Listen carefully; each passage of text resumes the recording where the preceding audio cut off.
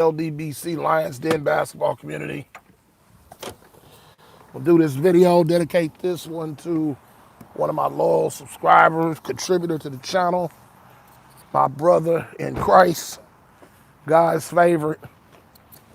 Sorry, I didn't been able to get to it till today, but God's favorite, much like me, is a huge Kobe Bryant fan. And sometimes he asks me questions that he know I'm gonna say, give him the answer to, and we laugh because he know what I'm gonna say. And here we are. Here's basically what I'm gonna say. But I'm gonna dedicate this to you, my brother in Christ. So here's the deal.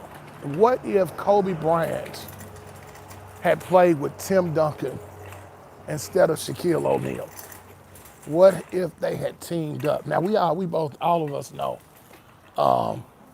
that the reason why Tim Duncan and Kobe Bryant got together, I mean, not Tim Duncan and Shaq and Kobe ended up playing on the same team, was because of, that was the way they were drafted. I mean, Kobe was drafted and then they traded for Shaq, but it really wasn't a Kobe thing. It wasn't like Kobe wanted to play with Shaq. Kobe wanted to carve out his own legacy. He wanted to be the man in LA. And quite honestly, Shaq already played with another version of Kobe in Penny Hardaway. So he really didn't need Kobe Bryant because at that time, Penny was a better basketball player than Kobe Bryant at that time. And they both had essentially the same style of play, the same body makeup, the same Michael Jordan kind of basketball. They both kind of was cut from the same cloth. So it wasn't like they were just trying to seek each other out. But nonetheless, it happened, and it was a dominant period. The Shaq and Kobe years, I mean, those were the best years because we were whooping everybody. Everything that moved, we were beating them. But what ended up happening, unfortunately, Shaq's ego got the best of him, and he thought he could win without Kobe. And so he left, and he got him one more title, but that's neither here nor there. But let's compare. If Tim Duncan was to play with Kobe Bryant, now my brother, he asked me, do I think they would have won as many championships? And my answer is no, and here's why. Tim Duncan, I've got him in my top 10. I think I got him I got him number 6 behind Larry Bird. So he's even in my top 7. And anybody who don't put Tim Duncan in their top 10, you're just a hater. That's all you are. You're just a hater. You're just mad because he whooped LeBron's tail repeatedly. But at the end of the day, Tim Duncan had a style that was not unguardable, but he was very, very, everybody calls him a big fundamental. I mean, yes, he's very fundamental, but I tend to give Tim Duncan more credit than just being fundamental. To me, Tim Duncan what's up, man? I see y'all in the building. What's going on, True and Real, Roland Curtis? I see y'all. What's going on, man? Hey, y'all tap that like button. Smash that like, y'all. You in the building. Who keep talking. I'm about to finish. Amar, explain yourself. I don't know what you're talking about. Because if you ain't here being disrespectful, y'all check his temperature. Amar Nadolamar, whatever your name is. Are you just, what are you talking about? Are you on here trolling or are you talking some sense? Now, if you're in here talking some sense, okay, cool. But if you're in here talking crazy, just explain yourself or you're going to get blocked. So, y'all give him about 2 or 3 minutes, 5 minutes to say what he's talking about. If he's on here talking crazy, I'm not dealing with it. Just block him and get him up out of here. This is a positive channel. This is a Christian channel. We don't do that. So here's the deal. I feel like people who just call Tim Duncan the big fundamental or whatever they call him, I think that's a little bit disrespectful to some degree because that's how much of a Tim Duncan fan I am. I believe Tim Duncan really is more of a finesse player than just fundamental. Because to me, he was sweet. He was one of them kind of guys like George Gervin, the Iceman. He didn't play like him, but he was smooth like that. Like he could have played in the 1970s where he just The finger roll, the ball roll off his fingers, off the backboard, just smooth. Without all his moves are just smooth. Was he fundamental? Yes, but he was an innovator to me. The way he used that backboard like nobody I've ever seen. Where he could shoot jumpers at an angle off the backboard. I know Scottie Pippen did that before he did, but his percentage, the time that he would use it, he would use the backboard on the block, and he would use it from deep too. So he was just smooth on that backboard. It's time. Okay, thank you, Curtis. Thank you, Roland Curtis. Y'all here on standing on business, boy. I got the best subscribers in the land, man. But so Tim Duncan was a smooth guy, and do I believe they would have won as many championships as Shaq? No, and here's why.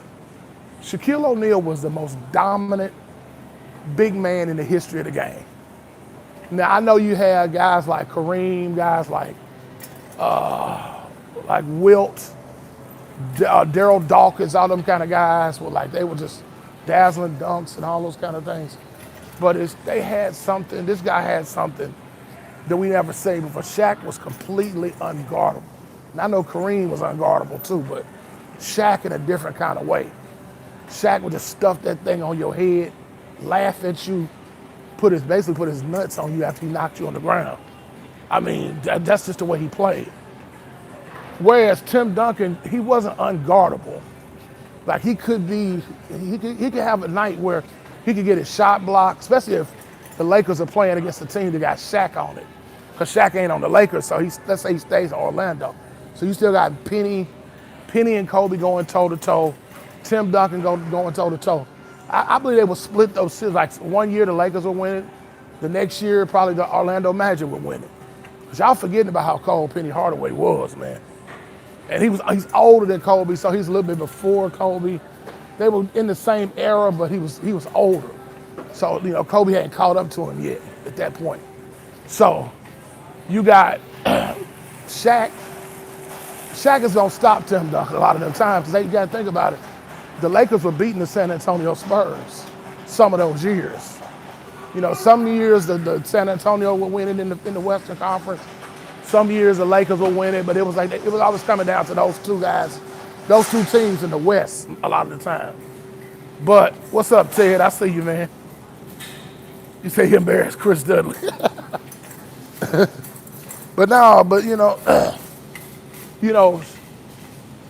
Shaq was he could stop. Tim Duncan could be shut down sometimes. He could have his shot blocked. He couldn't jump very high. He wasn't explosive like Shaq. He wasn't as dominant as Shaq. So putting Kobe with him while it would be fun to watch. And I believe the Lakers, because I ain't gonna never put Kobe on no other team. There ain't no hypothetical. Kobe ain't playing on no San Antonio Spurs. The Lakers. That means Tim Duncan would have to come over to the Lakers, because Kobe ain't going nowhere. They wouldn't win every year. They wouldn't win a championship. When Shaq was there, the Lakers, once they started winning, I know you hated many Lakers lost. They lost one time to a Detroit Pistons team. They were just on fire, and it was just their year. Wasn't nobody gonna beat them that year. They all believed in each other. They came together. It was a magical Cinderella story. But I guarantee you, had they played them again, the Lakers would have dog walked them. So the truth of the matter, that team was dominant, and the reason why it was because you had the greatest shooting guard in the game, Kobe Bryant, teaming up with Shaquille O'Neal, the most dominant big man. Ain't nobody stopping that duo. Nobody's gonna be better than that. Even if Kobe teams up with Tim Duncan didn't have that. People didn't fear Tim Duncan. They respected him, but they didn't fear him. That's the difference. So, little bro, God's favorite, I appreciate you putting out that request and asking me to do that with the Cash App. That's also, if y'all want to get me to do a video on a certain thing, just send me a Cash App, and I'll do a video on a topic that you might be interested in. But now I got to disagree with you on that, bro. He thinks they win as many, but I disagree. No, they're not gonna win as many championships. That's my opinion, but it's a pretty strong opinion based on facts. Unlike these LeBron James fanboys that just come up with just the most ridiculous takes on stuff. just to try to spin the narrative they want to spin. All right, y'all, this is your boy, Brandon Love Sports TV. Shout out to the LDBC, the Lions Den basketball community. Y'all have a good afternoon, and y'all be blessed. I'm out. Peace.